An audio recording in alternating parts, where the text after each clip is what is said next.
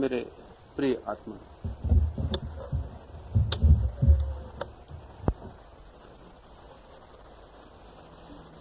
एक छोटी सी घटना से आज की बात मैं आपसे कहना चाहूंगा।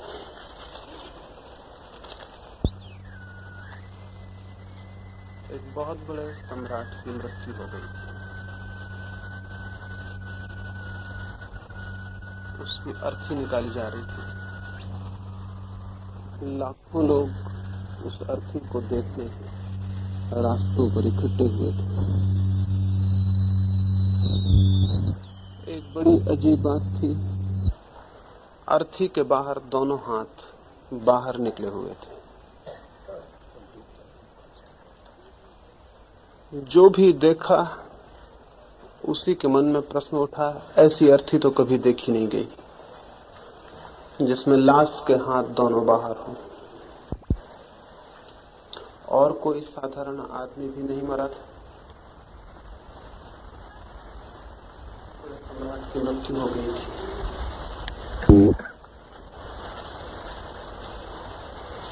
हर कोई पूछने लगा, क्या बात है, अर्थी के बाहर हाथ क्यों निकले हुए? और तब धीरे धीरे पता चला, मरते वक्त उस सम्राट ने, उसका नाम सभी ने सुना होगा, अलेक्जेंडर महान, सिकंदर। मरते वक्त सिकंदर ने कहा था, मेरे हाथ अर्थियों के बाहर रखे जाएं ताकि हर कोई ये देख ले कि मेरी मुट्ठियां भी खाली हैं।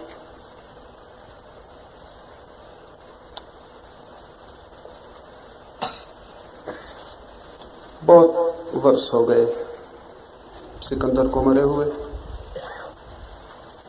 न तो उसके पहले और न उसके बाद किसी के हाथ अर्थियों के बाहर नहीं रहे हैं, लेकिन हाथ चाहे बाहर रहें चाहे भीतर, सारी जिंदगी के बाद खाली के खाली रह जाते हैं। और चाहे वे हाथ सम्राट के हों और चाहे भिखारी के, इससे कोई भेद नहीं पड़ता है। जिंदगी में होगा कोई भिखारी और होगा कोई सम्राट, लेकिन मौत सबको बराबर कर देती है। और वो बराबरी खाली हाथों की बराबरी होती है। सबके हाथ समान रूप से खाली होते हैं। ये बात इसलिए मैंने कहना चाहिए है, इस बात का स्मरण दिलाने के लिए कि मौत जिसके हाथ खाली पाती है, जिंदगी में भी वो खाली रहा होगा। ये असंभव है कि जिंदगी में भरा रहा हो और मौत उसके हाथ खाली पाए, क्योंकि मृत्यु तो जीवन की ही पूर्णता है। जिस भांति हम जीते हैं उस भांति ही हम मरते हैं। मृत्यु तो सूचना है पूरे जीवन की कि जीवन कैसा था। तो यदि मौत खाली हाथ पाती हो तो कोई भूल में रहा होगा कि जिंदगी में भरा था, जिंदगी में भी खाली रहा होगा। कुछ थोड़े से लोगों को जीवन में ही ये दिखाई पड़ने लगता है कि हाथ खाली है। जिनको ये दिखाई पड़ता है कि हाथ खाली है, वे संसार की दौड़ छोड़ देते हैं, धन की और यश की, पद की और प्रतिष्ठा की। लेकिन वे लोग भी एक नई दौड़ में पड़ जाते हैं, परमात्मा को पाने की, मोक्ष को पाने की। और मैं ये निवेदन करना चाहूंगा इन 3 दिनों में कि जो भी आदमी दौड़ता है वो हमेशा खाली रह जाता है, चाहे वो परमात्मा के लिए दौड़े और चाहे धन के लिए दौड़े। इसलिए केवल सम्राट ही खाली हाथ नहीं मरते और भिखारी ही नहीं, बहुत से सन्यासी भी खाली हाथ ही मरते हैं।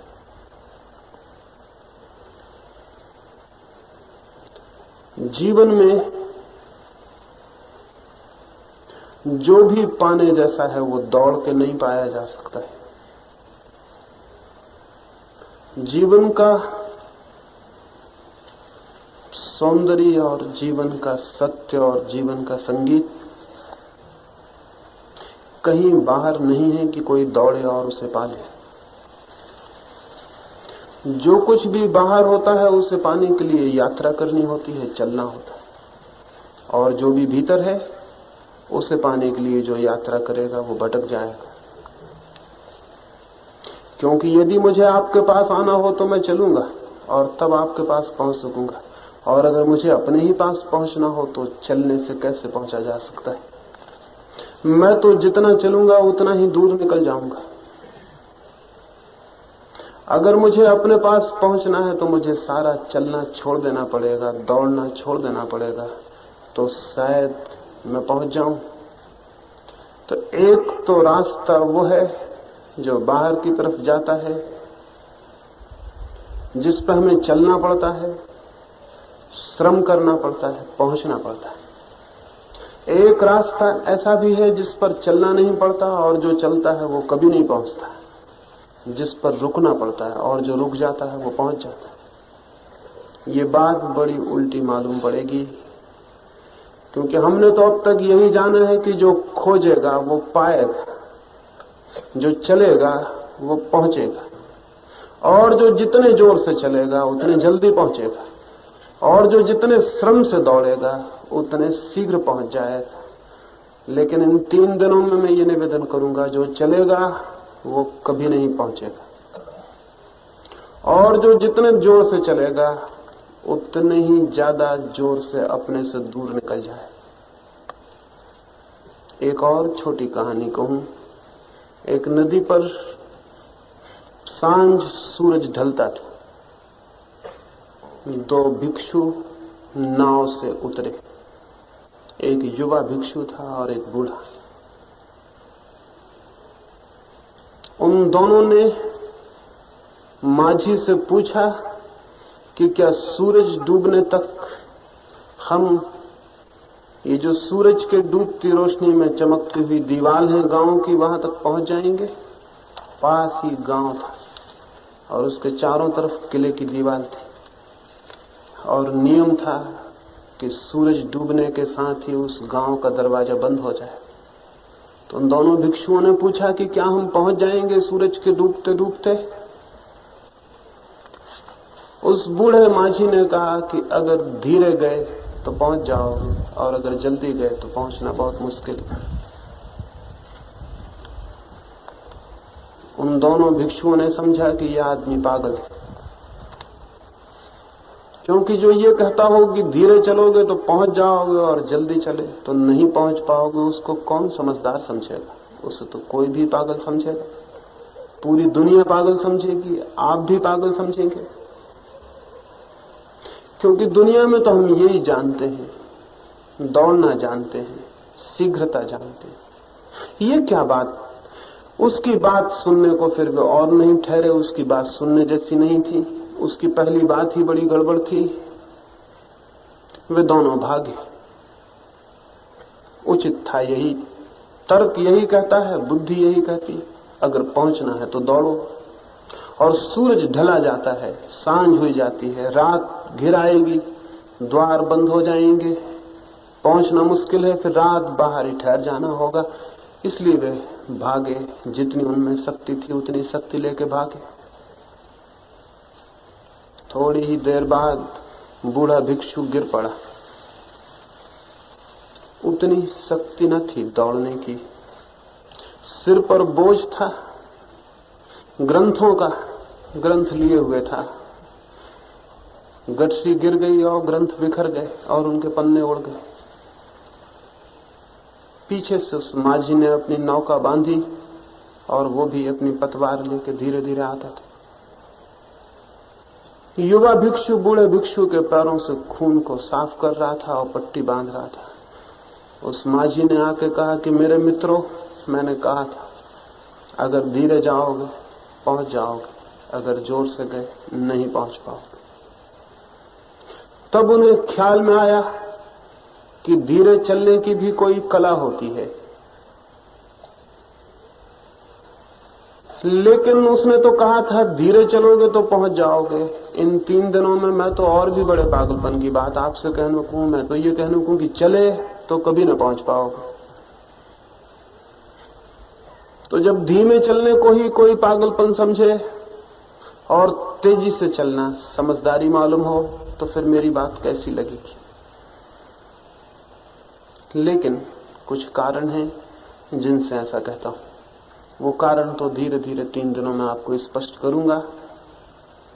आज तो शुरू में सूत्र रूप में कुछ बातें कह देना जरूरी है जो 3 दिनों में आपके ख्याल में आ जाएंगी। सबसे पहली बात यही है, और वो ये कि मनुष्य के भीतर कुछ है, और जो उस भीतर के सत्य को जाने बिना जीवन में कुछ भी खोजता है वो व्यर्थ ही खोजता है। यदि मैं ये भी न जान पाऊं कि मैं क्या हूं और कौन हूं तो मेरी सारी खोज का क्या अर्थ होगा। चाहे वो खोज धन की हो, चाहे पद की, चाहे यश की, चाहे परमात्मा की और चाहे मोक्ष की, मेरी सारी खोज व्यर्थ होगी, क्योंकि जो मैं था उसको भी मैंने नहीं जाना था। और ये जो मैं हूं इसे जानने के लिए कहां दौड़ेंगे, कहां जाएंगे, क्या करेंगे। इसे जानने को तो सारी दौड़ छोड़कर रुक जाना पड़ेगा। इसे जानने को तो सारी खोज छोड़ के ठहर जाना पड़ेगा, क्योंकि जो चित्त खोजता है वो चित्त उद्विग्न हो जाता है, तनाव से भर जाता है, अशांत हो जाता है। तो यदि मैं सारी खोज छोड़ के ठहर सकूं, मेरे मन में कोई खोज ना हो, कहीं पहुंचने का ख्याल ना हो, कहीं जाना ना हो, तो क्या होगा। सारी उद्विग्नता, सारी दौड़, सारी खोज जहां ना होगी वहां एक अद्भुत शांति अवतरित होगी, एक मौन, एक साइलेंस आनी शुरू होगी, एक शांति आनी शुरू होगी। क्योंकि जो दौड़ने के ख्याल में नहीं है वो एकदम शांत हो जाता है, और उस शांति में ही उसके दर्शन होंगे जो मैं हूं। इसलिए कोई कभी खोज के नहीं खोज सका है स्वयं को, ठहर के, रुक के। वो तो हम आने वाले दिनों में बात करेंगे। लेकिन क्या मिल जाएगा अगर हम सारी खोज छोड़ के स्वयं को जानने में समर्थ हो जाएं? तो क्या मिल जाएगा? मिल जाएगा ये कि हाथ खाली नहीं है, ये ज्ञात हो जाएगा। अभी हमें लगते हैं कि हाथ खाली है, इसलिए भरने का ख्याल है, इसलिए दौड़ते हैं, खोजते हैं, किसी भांति भरापन मिल जाए, फुलफिलमेंट मिल जाए, क्योंकि ये खालीपन, अभाव घबराता है, दरिद्रता, दीनता मालूम पड़ती है कि मैं कुछ भी नहीं, मेरे पास कुछ भी नहीं। दौड़ते, भागते, लेकिन कोई आज तक दौड़ के और भाग के उस भरेपन को उपलब्ध नहीं हो पाया जिसकी खोज। जिनके पास सब कुछ इकट्ठा हो जाता है वे भी भीतर दरिद्र बने रहते, उनके भीतर भी भिखारी का अंत नहीं होता, उनके भीतर भी वो मांगने वाला समाप्त नहीं होता, वो मांगे चले जाते हैं, मांगे चले जाते हैं। उनकी दौड़ का भी कोई अंत नहीं होता। अकबर से मिलने फरीद नाम का एक फकीर गया था। उसके गांव के लोगों ने फरीद से कहा था कि अकबर से प्रार्थना करो, मित्र है तुम्हारा, गांव में एक छोटा सा स्कूल खोल दे। फरीद गया, सोचा था अकबर के पास तो बड़ी सामर्थ्य है, क्या एक स्कूल के लिए मना करेगा। जल्दी से बॉस सुबह ही पहुंच गया। अकबर प्रार्थना पढ़ता था, सुबह की नमाज पढ़ता था। फरीद पीछे खड़ा हो गया। अकबर ने नमाज पूरी की, हाथ जोड़े और कहा, हे परमात्मा, मेरे धन को बढ़ा, मेरे राज्य को और बढ़ाकर, मेरी सीमाओं को बढ़ाकर। फरीद ने सुना, वो लौट पड़ा। अकबर उठा, देखा कि फरीद लौट रहा है, सीढ़ियां उतरता है, उसकी पीठ दिखाई पड़ी।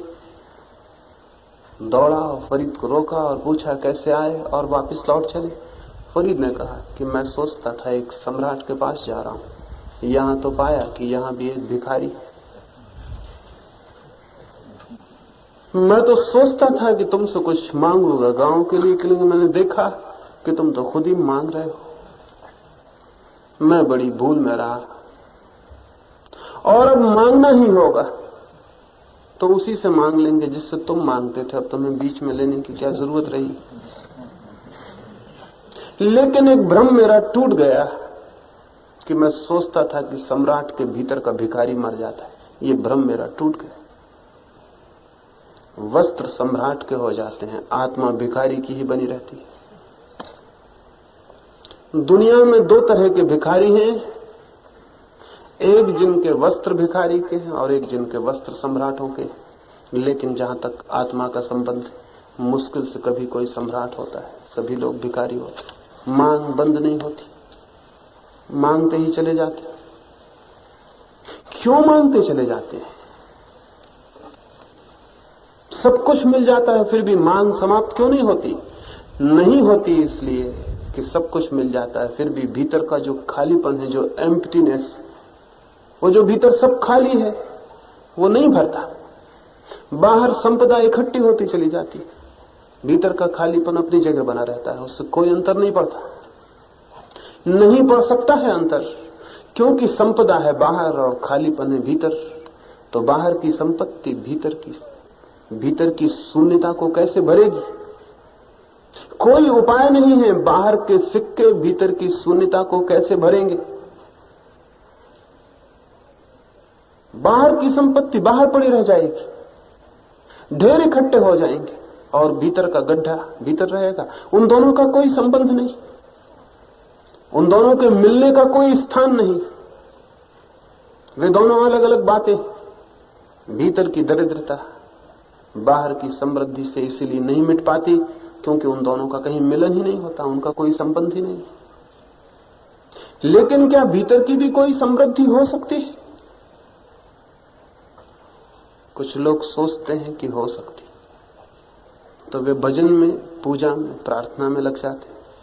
वे सोचते हैं कि शायद धन से तो काम नहीं होता तो भजन करें, गृहस्थी से तो काम नहीं होता, संसार से तो काम नहीं होता तो सन्यासी हो जाएं। वे सोचते हैं कि पद से तो नहीं मन भरता तो परमात्मा को पालें।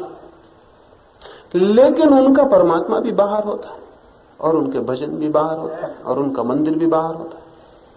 धन बाहर था, पद बाहर थे, ये परमात्मा भी बाहर होता है। जिसके लिए वो हाथ जोड़ते हैं और प्रार्थना करते हैं वो बाहर है।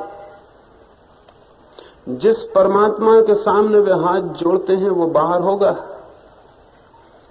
कहीं आकाश में होगा, कहीं और होगा। जिससे वो प्रार्थना करते हैं वो भी बाहर होगा, जिसके लिए वो गीत गाते हैं और भजन करते हैं वो भी बाहर होगा। तो बाहर के संसार से छुटकारा होता है तो बाहर का परमात्मा पकड़ लेता है। लेकिन भीतर जाना फिर भी नहीं हो पाता, क्योंकि जितना बाहर के मकान हैं उतने ही बाहर के मंदिर हैं। चीज बदल जाती है, स्थिति वही की वही रही आती। इसलिए जीवन भर कोई प्रार्थना करता है और फिर भी पाता है कि भीतर का खालीपन अपनी जगह, वो कहीं नहीं गया। जीवन भर भजन करता है फिर भी आखिर में पाता है कि वे शब्द खो गए हवाओं में और भीतर जो खाली था वो अब भी खाली है। असल में मजा यह है कि हम एक ऐसी चीज को भरने चले हैं जो पहले से ही भरी हुई, तो न तो धन उसे भर सकेगा और न धर्म उसे भर सकेगा। उसे तो कोई भी नहीं भर सकेगा। लेकिन अगर हम उस खालीपन को देखने को राजी हो जाएं तो हम पाएंगे खालीपन इसीलिए था कि हम उस तरफ देख ही नहीं रहे थे, वहां तो सब भरा हुआ था। एक भिखारी मरा था एक बार, और जिस जमीन के टुकड़े पर बैठ के बाजार में वो भीख मांगता रहा जीवन भर, मरने के बाद 30 साल बाद उसके गांव के लोगों ने उसे तो हटाया, उसकी लाश को हटाया, और 30 साल उसी जगह अपने चीथड़े और गंदगी फैलाए बैठा रहा था। तो उसकी सफाई करनी जरूरी हो गई थी, तो उन्होंने सफाई की और थोड़ी थोड़ी जमीन खोद के भी सफा करवा दी। 30 साल से भिखमंगा वहां बैठा रहा था। जमीन उन्होंने थोड़ी सी खोदी, वो हैरान हो गए।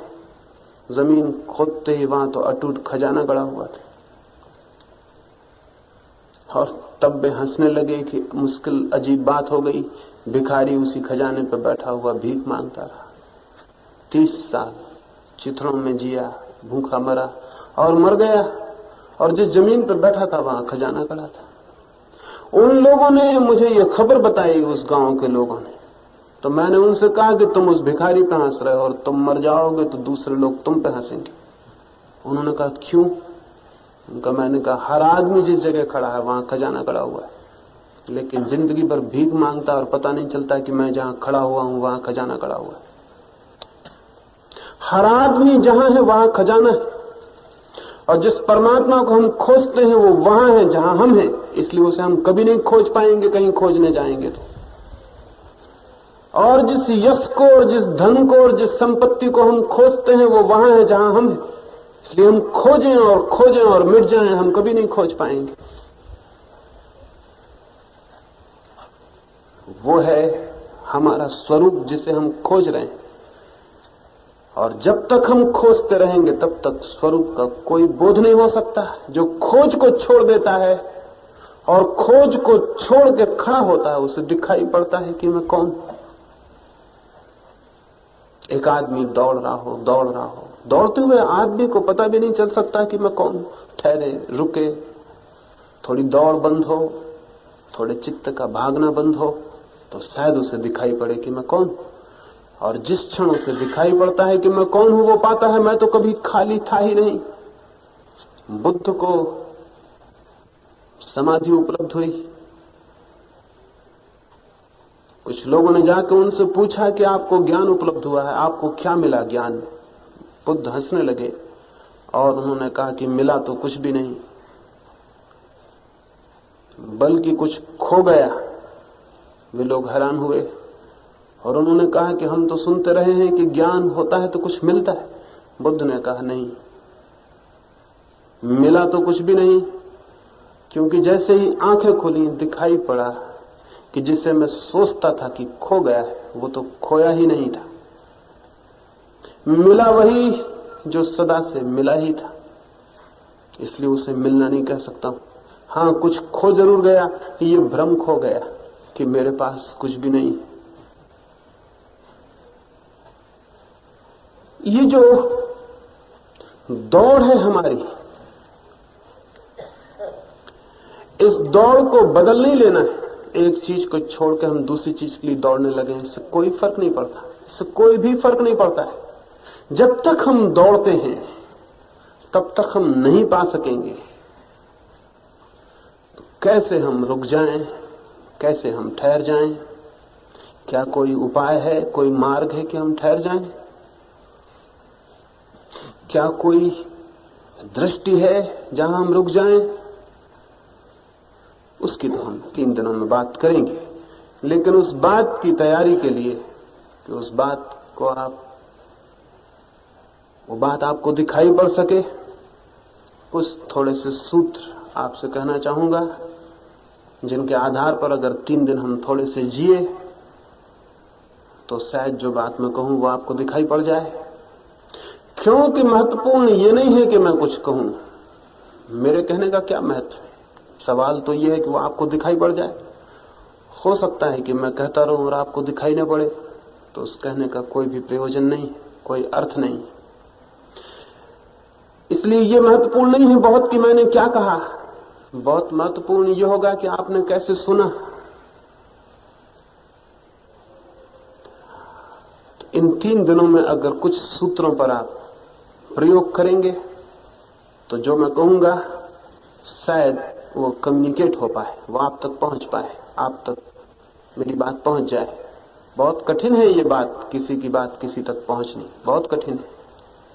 इतना काफी नहीं है कि मैं बोल दूं और आप तक पहुंच जाए। आपके भीतर अगर उस बात से जुड़ने की कोई तैयारी हो तो दिखाई पड़ सकती है, और नहीं तो उल्टा भी हो सकता है। उल्टा ये हो सकता है कि मैं कुछ कहूं, आपको कुछ सुनाई पड़े। अक्सर तो ऐसे ही होता है, अक्सर ऐसा ही होता है, क्योंकि जब मैं यहां बोलूंगा तब आप भी अपने भीतर बोले चले जाएंगे।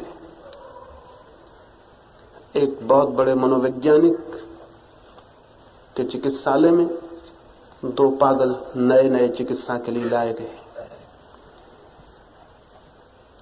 वे दोनों ही किसी विश्वविद्यालय के अध्यापक थे, और जैसा कि अक्सर होता है अध्यापक अगर अध्यापक बना ही रह जाए तो उसके पागल हो जाने के खतरे पैदा हो जाते हैं, क्योंकि वो सीखना तो बंद कर देता है और सिर्फ सिखाता है। वो धीरे धीरे ये भूल ही जाता है कि उसको भी कुछ सीखना है। और जो आदमी ये भूल जाए कि मुझको कुछ सीखना है, सिर्फ सिखाना है, वो आदमी पागल नहीं हो जाएगा तो क्या होगा। उन दोनों अध्यापकों पर भी ये मुसीबत आ गई थी और करीब करीब दुनिया में सभी अध्यापकों पर आ रही। वो दोनों पागल हो गए थे। वो दोनों भर्ती किए गए थे। मनोवैज्ञानिक उन्हें खिड़की में से छुप के उनका अध्ययन करता था कि वो क्या करते। वो एक बड़ी अजीब बात करते थे। एक बोलना शुरू करता था तो बोले ही चला जाता था, दूसरा बैठ के बिल्कुल चुपचाप सुनता था। जब वो बोलना बंद कर देता था तो दूसरा बोलना शुरू करता था। लेकिन दूसरा जहां से शुरू करता था वहां से पहले वाली की बात का कोई संबंध ही नहीं होता था। वो मनोवैज्ञानिक बहुत हैरान हुआ। उनका कोई वास्ता ही नहीं था। जो एक कहता था उससे दूसरे का कोई संबंध नहीं था, लेकिन दूसरा रुकता था जब तक एक बोलता था। उसने जाके उनसे पूछा कि मेरे मित्रों, बड़ी हैरानी की बात है, तुम्हारी बातों में तो कोई संबंध नहीं है, फिर रुकते क्यों हो? एक आदमी बोलता है तो दूसरा रुकता क्यों है? तो उनमें से एक पागल ने कहा, हम जानते हैं कन्वर्सेशन कैसे किया जाए, बातचीत कैसे की जाए। ये तो नियम है बातचीत का कि जब एक बोलता हो तब दूसरा चुप रहे। तो हम चुप रहते हैं, और जब वो थक जाता तो हम शुरू करते हैं बोलना, फिर उसको चुप रहना पड़ता है। मैंने ये घटना पढ़ी और मैंने सोचा कि ये तो बात बड़ी सच्ची है। सारी दुनिया में सभी लोग इसी बात तो बातचीत करते हैं। जब तक मैं बोल रहा हूं तब तक आप भी अपने भीतर बोले जा रहे हैं। मैं जो बोल रहा हूं उससे और आपके बोलने का क्या संबंध है? कोई भी संबंध नहीं है। हां, हम अभी इतने पागल नहीं हैं। हम बातचीत करते हैं तो जब एक बंद होता है तब दूसरा शुरू करता है, और हम इतने पागल नहीं हैं कि बिल्कुल असंगत बात शुरू कर दें। इसलिए दूसरा जहां खत्म करता है वहां से बहाने मात्र को कोई बात ले लेते हैं और अपनी बात शुरू कर देते हैं। बस वो बहाना पर होता है बात शुरू करने का, फिर बात शुरू हो जाती है। हम सब इस भांति बातचीत करने के आदी हैं। यहां मैं कोई बातचीत नहीं करूंगा 3 दिनों में आपसे, तो अगर मैं बोल रहा हूं उस वक्त आप भी अपने भीतर बोले चले जा रहे हैं, तो इस भ्रम में आप ना रहें कि आपने वही सुना जो मैंने कहा था। वो आप नहीं सुन सकेंगे। और सच तो यह है कि वो आपने कभी नहीं सुना, और आपने जिंदगी में हमेशा अनुभव किया होगा। अगर आप पति हैं तो आपने अनुभव किया होगा कि मैं पत्नी से जो कहता हूं ये तो उत्तर जो देती है उसका कोई संबंध ही नहीं। अगर आप पत्नी हैं तो आपने अनुभव किया होगा कि पति से जो मैं कहती हूं वो तो न मालूम क्या मतलब ले लेते हैं और झगड़ा खड़ा हो जाता है। वो तो मैंने कभी कहा ही नहीं था, वो मेरा अभिप्राय नहीं था, वो मेरा प्रयोजन नहीं था। बच्चे जानते हैं कि माँ बाप से उन्होंने जो कहा उनका प्रयोजन नहीं था, उन्होंने न मालूम क्या अर्थ ले लिया। माँ बाप जानते हैं कि बच्चों, हमने जो कहा बच्चों ने क्या अर्थ ले लिया। हम सब अर्थ ले रहे हैं, समझ कोई भी नहीं रहा है। इसलिए तो 24 घंटे कलह खड़ी हो जाती है, क्योंकि जो कहा गया वो हम सुनते नहीं, हम कुछ और सुन लेते। हम सुनेंगे ही कुछ और, क्योंकि हमारे भीतर खुद बहुत सी बातें चल रही, और उन बातों के धुएं में दूसरे की बात आके विकृत हो जाती है, उसके सब अर्थ खो जाते हैं। तो 3 दिन में एक तो प्रार्थना ये करूंगा, यही नहीं घंटे भर के लिए, यही नहीं बल्कि 3 दिनों में जब भी आप किसी से कुछ भी बात कर रहे हो तो कृपा करके इसका थोड़ा ध्यान रखें कि जब आप कुछ भी बात सुन रहे हैं तो आपके भीतर बातचीत नहीं चलनी चाहिए। अगर चलती है तो आप सामान्य बातचीत भी नहीं समझ पाते। कौन किसको समझ पाता है? पत्नी पति को समझ पाती है, गलती है। पति पत्नी को समझ पाता है, मित्र मित्र को समझ पाते हैं, नहीं समझ पाते। जिंदगी भर जिनके हम साथ रहते हैं उनको भी नहीं समझ पाते, क्योंकि हमने सुनना ही नहीं सीखा। हमने कभी सुनना ही नहीं जाना कि किसी की बात कैसे सुनी जाए। बात सुनने का पहला सूत्र तो यह है कि जब कोई कुछ कह रहा हो तो हमारे भीतर दूसरी बात ना चले, वहां सब मौन हो। वहां हम बहुत तत्परता से, बहुत शांति से, बहुत मौन से अत्यंत शांति में, अत्यंत शून्य में कुछ सुने। तो जब शून्य में कुछ सुना जाता है, मौन में कुछ सुना जाता है, तभी सुना जाता है, उसके अन्यथा कभी नहीं सुना जाता। तो 3 दिन में एक प्रयोग करें, बातचीत तो करेंगे ही, तो उस वक्त ये प्रयोग करें कि जब मैं सुन रहा हूं किसी की बात, तब मेरे भीतर कुछ ना चले, तब मैं पूरी तत्परता हो जाऊं, पूरी अटेंशन हो जाऊं, पूरा ध्यान मेरा उसको सुनने में हो, मेरे भीतर कुछ भी ना चले। अगर 3 दिन इसका थोड़ा प्रयोग किया तो शायद मैं भी जो कहूंगा दिन के किन्हीं किन्हीं समय में, वो भी शायद सुनाई पड़ सके। क्योंकि ऐसा नहीं हो सकता कि मेरी तो आप बात सुन लें और जब आपका मित्र बात कह रहा हो तब आप ना सुन पाए। अगर उसकी सुन पाएंगे तो ही मेरी भी सुन पाएंगे। ये दोनों अलग अलग बातें नहीं हैं। यहाँ पक्षी हैं, वो आवाज देंगे तो उनकी आवाज को भी उतनी ही शांति से सुने। एक बच्चा रोने लगे तो उसके रोने को भी उतनी ही शांति से सुने। हवाएं दरख्तों को हिलाएं और उनमें आवाज हो, उसको भी उतनी ही शांति से सुने। आर्ट ऑफ लिसनिंग जिसको कहें, सुनने की कला। हम सब बोलने की कला जानते हैं, सुनने की कला कोई भी नहीं। इसलिए तो दुनिया में इतना अजीब हो गया है सब। सारे लोग बोल रहे हैं, सुन कोई भी नहीं रहा है। दुनिया करीब करीब एक पागल खाने में परिवर्तित हो गई, जहां लोग बोल रहे हैं और सुनता कोई भी नहीं। ये जो स्थिति है, इसमें तो कभी हम किसी सत्य के अभिप्राय और अर्थ के करीब नहीं पहुंच सकते। तो पहली तो बात यह है, सुनने की कला, उसको थोड़ा 3 दिनों में प्रयोग करें। उसके ही साथ संबंधित दूसरी बात है, जो सुनने के लिए तैयार हो जाए और 24 घंटे मौके, सुबह जब आप सो के उठेंगे तब से रात जब आप सो जाएंगे तब तक, अगर बार बार उसका ध्यान रखा तो 3 दिन में ही आपको पता चलेगा कि सुनने से क्या हो सकता है, क्या रहस्य खुल सकते हैं जीवन के। तो उस तरफ थोड़ा ध्यान देंगे, पहली बात। दूसरी बात, जो व्यक्ति दिन भर व्यर्थ की बातें बोलता है वो कभी सार्थक बातें समझने में समर्थ नहीं हो सकता है। और हम दिन भर व्यर्थ की बातें बोलते हैं। अगर 24 घंटे जो हम बोलते हैं उस पर थोड़ा सा विचार करें तो पता चलेगा, उसमें से 98% अगर हमने काट दिया होता तो कोई हर्जा नहीं होता। बोलने के संबंध में टेलीग्राफिक होना चाहिए। बोलने के संबंध में वैसा ही ध्यान रखना चाहिए जैसा हम तार करते वक्त ध्यान रखते हैं। एक एक शब्द काट देते हैं, क्योंकि एक एक शब्द का पैसा चुकाना पड़ता है। लेकिन बोलने में हमें कोई ध्यान नहीं, हम समझते हैं कि बोलने में थोड़ी कुछ चुकाना पड़ रहा है, कुछ भी बोले चले जाए। लेकिन आपको पता नहीं है, पैसे का कोई मूल्य नहीं है। बोलने में हम जीवन खो रहे हैं। एक एक शब्द हमारे जीवन की शक्ति को, ऊर्जा को ले जा रहा है। और एक एक गलत और निद्रा में निकला हुआ शब्द व्यापक संसार में जाके कितने उपद्रव खड़ा करेगा, इसका हमें कुछ भी पता नहीं। तो एक एक शब्द के संबंध में सचेत होना जरूरी है। क्या बोल रहे हैं? लाओ से हुआ चीन में, उसके एक घटना मन में स्मरण रखेंगे। लाओसे का एक मित्र रोज रोज सुबह सुबह लाओसे के साथ घूमने जाता था। ये क्रम वर्षों से चलता था। कोई 2 घंटे तक वो मीलों पहाड़ियों में चक्कर लगाते थे। जो कुल जमा बात होती थी वो इतनी होती थी, लाओसे का मित्र कहता नमस्कार और लाओसे कहता नमस्कार, बस इतनी ही बात होती थी। ये वर्षों से चलता था।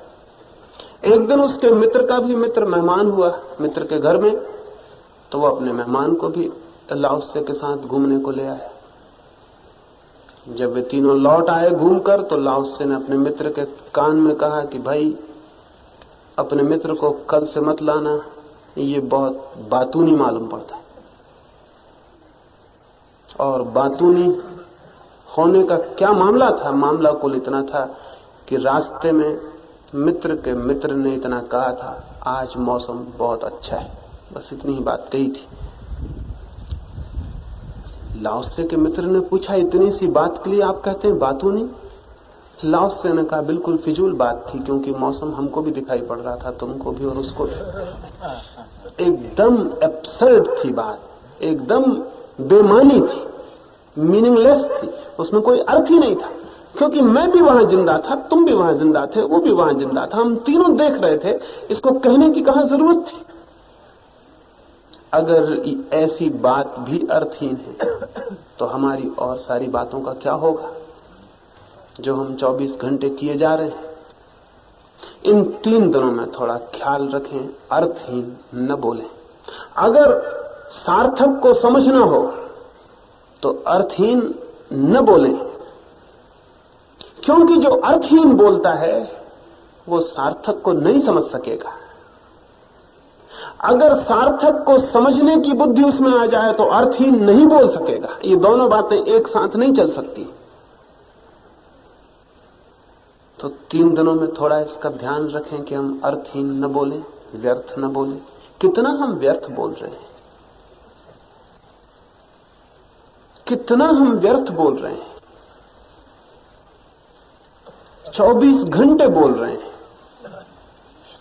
जो बोलने की कमी जागने में रह जाती है, रात नींद में भी बोल के हम उसे पूरा करते हैं। रात भर भी बोल रहे हैं, दिन भर भी बोल रहे हैं। क्या बोल रहे हैं? क्या कह देना चाहते हैं दुनिया से?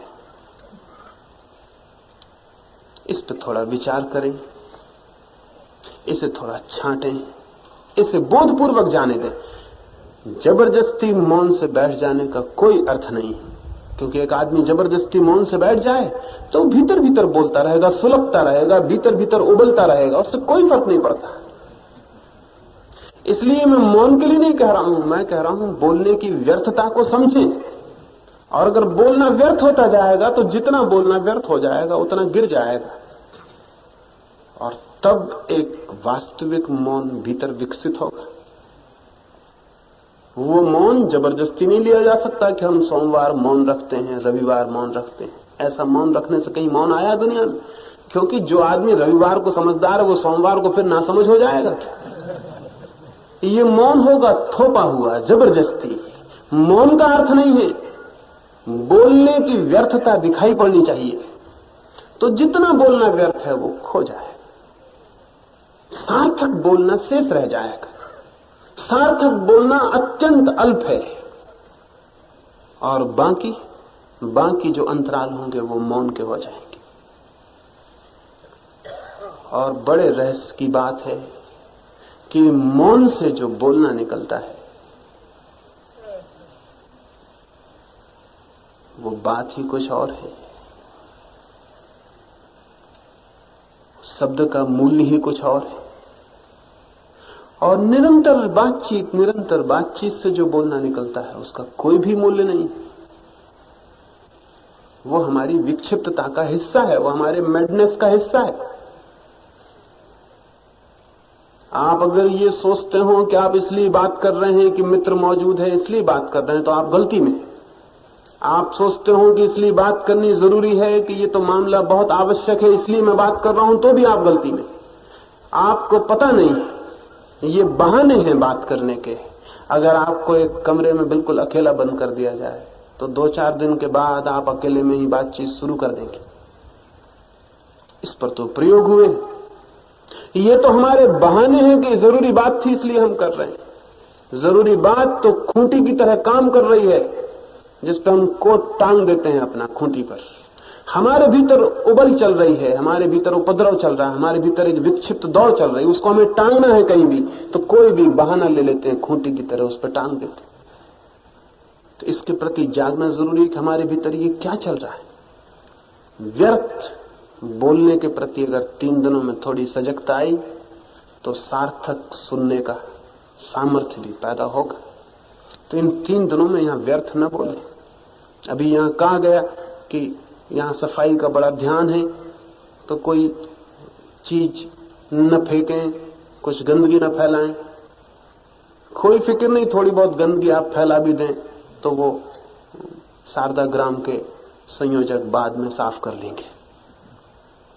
लेकिन दूसरे के दिमाग में गंदगी न फैलाएं, क्योंकि उसको कोई संयोजक कभी साफ नहीं कर सकेगा। और हम जब भी गलत बोल रहे हैं तो हम दूसरे के दिमाग में गंदगी फेंक रहे हैं। जिससे हम परेशान हैं वो कचरा हम दूसरे के ऊपर फेंक रहे हैं। और इस तरह हम सब एक दूसरे के सहयोगी हो गए हैं। तो दुनिया अगर पागल नहीं हो जाएगी तो क्या होगा? हम एक दूसरे के दिमाग, अगर मैं आपके घर में आके कचरा फेंकूं तो झगड़ा खड़ा हो जाए। अगर आप मेरे घर में कचरा फेंकें तो मैं पुलिस में खबर करूं। लेकिन सुबह से मैं आपसे आके कहता हूं कहिए खबर पता चली, और आप पूछते हैं कौन सी, और मैं कचरा फेंकना शुरू कर देता हूं। और ना आप खबर करते पुलिस में, ना कोई फिक्र करता है इस बात की कि मैं आपके दिमाग में कचरा डाल रहा हूं। हम सब एक दूसरे के दिमाग में कचरा फेंक रहे हैं। और जब भी हम व्यर्थ बोलते हैं तो स्वभावतः कचरा फेंकता है।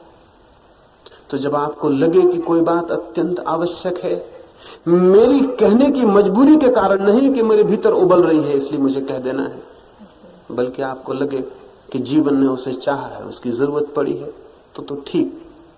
अन्यथा उसे अपने तक ही रोकें तो भी बड़ी कृपा है, तो वो बीमारी संक्रामक ना हो और सब तक ना जाए। बातचीत की बीमारी बढ़ती चली गई है दुनिया में। मौन एकदम खो गया, एकदम खो गया। तो हमको अगर एकांत में भी बिठा दिया जाए तो हमारे भीतर बातचीत चलती। हम किसी से बातचीत करते हैं कल्पना में, डायलॉग चलता है, कोई मौजूद होता है कल्पना में, उसी से बात करते हैं।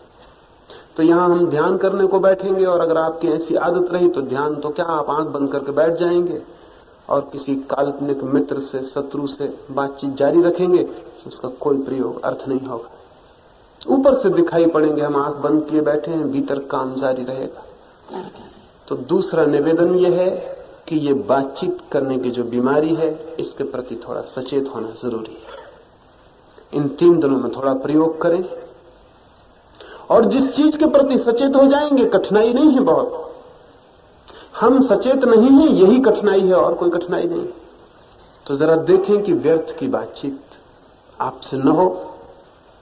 अगर कोई दूसरा आपके भीतर कचरा डालता हो तो उसको भी थोड़ा सावधान करें कि कृपा करो इन 3 दिनों में कम से कम मन की एक स्वच्छता पर ध्यान हो। सड़कें स्वच्छ होनी चाहिए, मकान स्वच्छ होने चाहिए जरूर।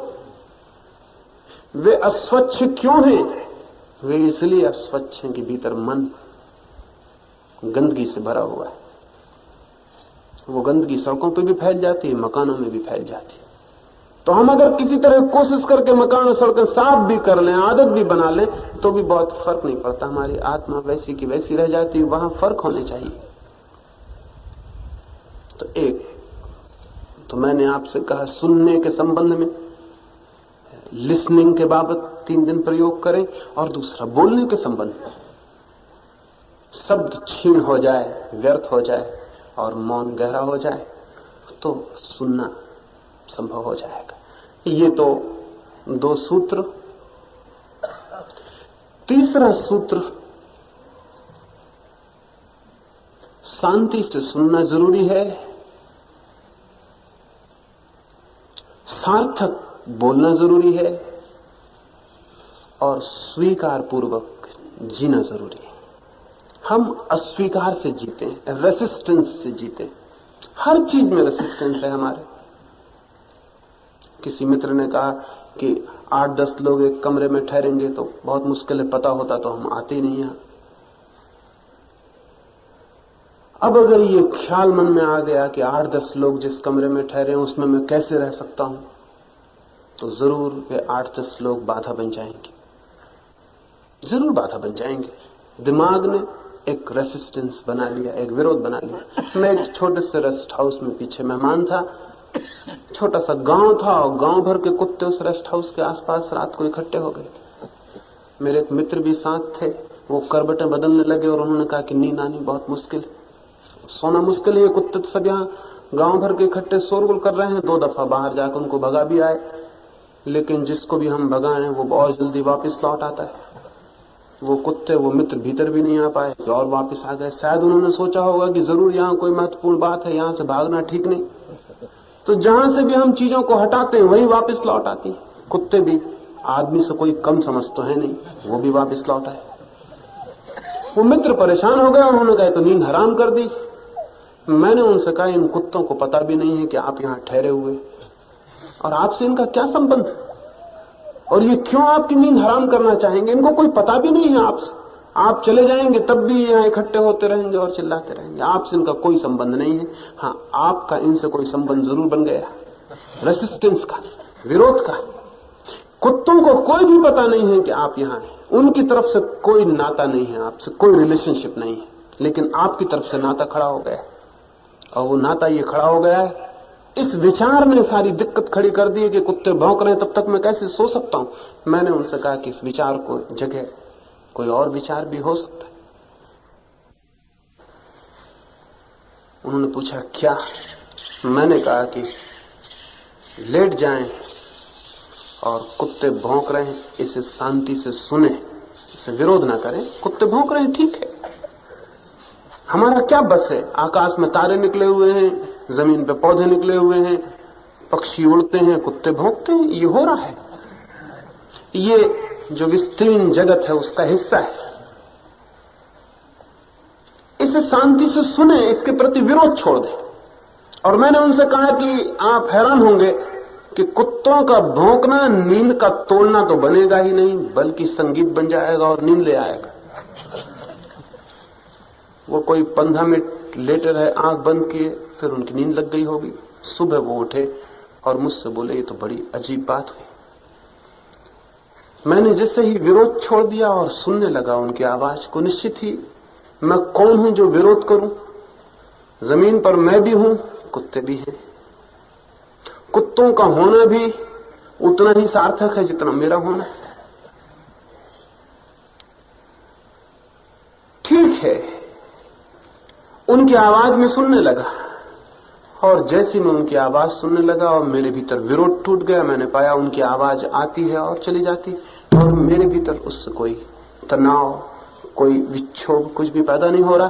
थोड़ी देर में उनकी आवाज एक अद्भुत रूप से संगीत का रूप ले लिया और मैं सो गया। जीवन में जिन चीजों के प्रति हम विरोध पालते हैं उनसे विसंगीत पैदा होता है, और जो पूरे जीवन के प्रति विरोध से भर जाता है उसका जीवन पूरा का पूरा दुख, पीड़ा और अशांति हो जाती, नरक हो जाता है। नरक का अर्थ ही है सब चीजों के प्रति विरोध का भाव। स्वर्ग का अर्थ है सब चीजों के प्रति स्वीकार का भाव। तो इन 3 दिनों में एक सहज स्वीकृति का जीवन आप जिएंगे। संयोजकों ने अभी कहा कि थोड़ी बहुत तकलीफें शायद हो जाएं, मैं उनसे प्रार्थना करूंगा थोड़ी बहुत तकलीफें वे जान के दें। शायद हो जाए तो उतना मजा नहीं, वो थोड़ी कोशिश करें और तकलीफें दें, और उसका स्वीकार का भाव। चीजें जैसी हैं अगर उनका स्वीकार का भाव ले लें तो आप पाएंगे कि उनका कष्ट विलीन हो गए। एक रात एक साध्वी एक गांव में ठहरना चाहती थी, लेकिन उस गांव के लोग दूसरे धर्म के मानने वाले थे, और उन्होंने उस साध्वी के लिए दरवाजे बंद कर दिए और उन्होंने कहा कि यहां नहीं, तुम आगे गांव जाओ। रात गिरने को हो गई थी, औरत थी, अकेली, जंगल का रास्ता था, कैसे जाए? लेकिन धार्मिक लोग तो बड़े कठोर होते हैं, उन लोगों ने दरवाजे न खोले सो न खोले। तो निश्चित ही बात है, अब तक जमीन पर अगर धार्मिक लोग कठोर न होते तो कितनी बेहतर दुनिया न बन गई होती। हिंदू कहां से पैदा होता, मुसलमान कहां से पैदा होता? हमारी कठोरता से पैदा हुआ है। मस्जिद मंदिर के खिलाफ खड़ी कैसे होती? हमारी कठोरता से खड़ी हुई है। वे भी कठोर लोग थे, वे भी धार्मिक लोग थे। उन्होंने कहा कि इस धर्म को हम मानते नहीं, तुम साध्वी किसी और धर्म की, अब जाओ वहीं, यहां रुकने का कोई स्थान नहीं। उस साध्वी को उस गांव के बाहर चला जाना पड़ा। एक दरख्त के नीचे रात उसे गुजारनी पड़ी। आधी रात गए, दरख्त के फूल चटक चटक के खिलने लगे तो उसकी नींद खुल गई। उसने आंखें उठा के ऊपर देखा तो पूर्णिमा का चांद था ऊपर, और दरख्त पर फूल थे जो चटक चटक के आवाज करके खिल रहे थे। छोटी छोटी बदलियां थी आकाश में घूमती हुई। वो उठी। उसने इतना बड़ा सौंदर्य अपने जीवन में कभी न जाना था। उसने ऐसे बात करते हुए फूल आकाश से कभी न देखे थे। उसने ऐसा चांद भी कभी न देखा था, ऐसी बदलियां भी कभी न देखी थी। असल में खुली रात और अकेले जंगल में वो सोई ही नहीं थी। हमेशा आदमी की बंद दीवालों में रही थी। पहला मौका था कि आदमी ने कठोरता से और भूल से उसे दीवाल के बाहर कर दिया था। वो नाचने लगी और आधी रात उस गांव में वापस पहुंच गई, और जिन जिन दरवाजों ने उसे इनकार कर दिया था उन दरवाजों को उसने जोर जोर से पीटा। लोग नींद से उठे और बाहर आए, और उस साध्वी ने कहा कि धन्यवाद, अगर कहीं तुमने मुझे ठहरा लिया होता तो आज मैं एक अलौकिक आनंद से वंचित रह जाती। तो मेरे मित्रों, धन्यवाद, तुम्हारी कृपा थी कि तुमने मुझे नहीं ठहराया, और मैंने जो आज जाना और देखा वो मैंने कभी जाना और देखा नहीं था। वे गांव के लोग तो हैरान हो गए, उनकी तो कल्पना के बाहर था। यह है स्वीकार का भाव। अगर सांझ वो साध्वी क्रोध से भरकर उस झाड़ के नीचे सोई होती तो क्या होता? पहली बात, उस रात चांद न निकलता, उस रात फूल न फूलते, उस रात बदलियां न निकलती ही नहीं। उस रात चांद नहीं निकलता, उस रात फूल भी नहीं खिलते। ऐसा नहीं कि फूल नहीं खिलते और चांद नहीं, चांद तो निकलता, फूल भी खिलते, लेकिन क्रोध में जो हो उसने कभी फूल खिलते देखे? उसने कभी चांद निकलते देखा है? उसने कभी आकाश में बादल तैरते देखे हैं? नहीं देखे। क्योंकि देखने के लिए तो अविरोधी चित्त चाहिए, नॉन रेसिस्टेंट माइंड चाहिए। वही जीवन में जो सत्य है और सौंदर्य उसको देख पाता। तो इन 3 दिनों में नॉन रेसिस्टेंस का, अप्रतिरोध का, विरोध के अभाव का अगर हम 3 दिन प्रयोग करेंगे तो शायद इस शिविर के कोई परिणाम हो सके। नहीं तो कोई परिणाम नहीं होते। इन 3 दिनों में इन 3 सूत्रों के लिए निवेदन है। पहली बात, सुनने की कला के बाबत थोड़े से जागरूक हों। दूसरी बात, बोलने के संबंध में जो व्यर्थ है उसके प्रति सचेत हों। और तीसरी बात, हमारे भीतर 24 घंटे जो विरोध चलता है सबका, सब स्थिति का, उसके प्रति थोड़े ढीले और शिथिल हो, उसको जाने दें। आज ही रात ऐसे सोएं जैसे संसार से, किसी चीज से आपका कोई विरोध नहीं, सब आपको स्वीकार है, जैसा है, जो है, सब उसकी समग्रता में आपको स्वीकार है। इस स्वीकृति को ही मैं आस्तिकता कहता हूं। इस समग्र स्वीकृति को आस्तिकता कहता हूं। तो आज रात ऐसे ही सो जैसे सब स्वीकार है, और देखें कि नींद कुछ और हो जाएगी। सुबह आप दूसरे आदमी की तरह जागेंगे, और अगर सब स्वीकार है तब आप देख पाएंगे। अभी आप कहते तो हैं कि बहुत अच्छी जगह, यहाँ दरख्त हैं, छाया है, फूल हैं, पौधे हैं, सफाई है, बहुत सुंदर है, ऐसा कहते हैं, लेकिन अभी ऐसा दिखाई नहीं पड़ा होगा। ऐसा दिखाई पड़ना एकदम आसान नहीं है, और ऐसा अगर दिखाई पड़ जाए तो आप खुद ही एक सुंदर आदमी हो उठेंगे। लेकिन बस हम ये कहते हैं, ये हमारे सीखे हुए शब्द हैं, ये हमने किताबों में पढ़े हैं, ये हमने कविताओं में पढ़े हैं कि जहां बहुत दरख्त होते हैं वहां बड़ी सुंदर जगह होती।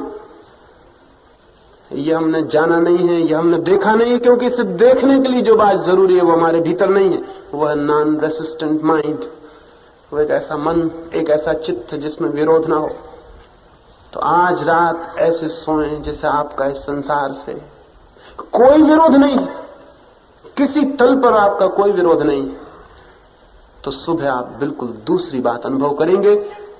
कल सुबह से ही उठ के बाकी 2 सूत्रों का भी ध्यान रखें। ये 3 सूत्र अगर थोड़े आपने ध्यान रखे तो कुछ हृदय की बातें जो मुझे आपसे कहनी है वो शायद पहुंच जाए। और अगर वो पहुंच जाए तो आपको कुछ करना नहीं पड़ेगा उन बातों के लिए। अगर वो पहुंच जाए तो वे खुद अपने आप कुछ करना शुरू कर देती है। सत्य के साथ ही एक अद्भुत बात है कि सत्य अगर ख्याल में आ जाए तो फिर हमें कुछ करना नहीं पड़ता। सत्य खुद हमारे भीतर कुछ करना शुरू कर देता है।